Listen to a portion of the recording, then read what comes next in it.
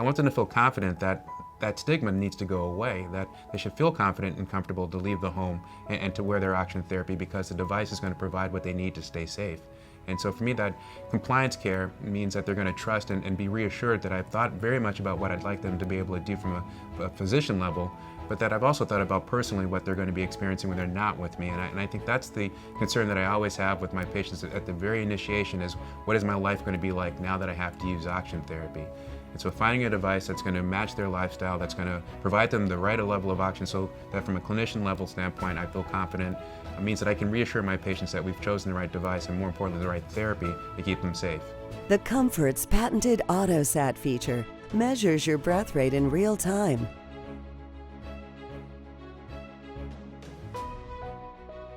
and automatically adjusts the amount of oxygen delivered, so you can be certain to receive your prescribed dose every minute without interrupting your activity.